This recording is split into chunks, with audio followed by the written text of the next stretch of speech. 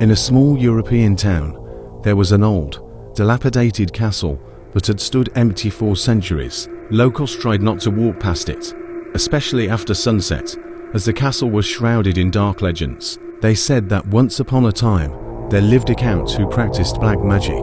He performed dark rituals, hoping to gain immortality, but one night his castle caught fire, and since then no one has seen him again.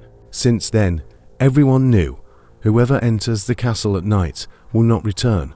One day, a young couple, Anne and Tom, who loved thrills, decided to explore this castle. They had heard all the legends, but did not believe in them. Taking flashlights with them, they made their way through the overgrown garden and entered the castle. Inside, everything was covered in dust, and the air was heavy, as if it had not moved for many years. As they went deeper into the corridors, strange things began to happen. At first they heard a quiet whisper, as if someone was speaking from far away, but there was no one nearby. Then the doors began to close by themselves. Despite the lack of wind, Tom tried to convince Anne that it was just an old house creaking with age, but she felt that something was wrong. Suddenly the lanterns flickered and went out completely. In complete darkness they heard footsteps, slowly approaching them. In a panic, they tried to find a way out, but the castle seemed like an endless labyrinth. In one of the rooms, Anne saw a shadow in the corner,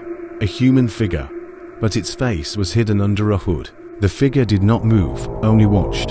Tom began to pull them by the hand to run away, but when they turned to the door, the same count stood in front of them, gloomy and exhausted, with glowing red eyes. He raised his hand, and the cold gripped their bodies. They felt like something invisible was pulling them to the floor, not allowing them to move. The next morning, locals found them. They were sitting on the floor in the central hall of the castle, hugging each other, but no longer breathing. Their faces were distorted with horror, as if they had seen something that the human mind could not bear.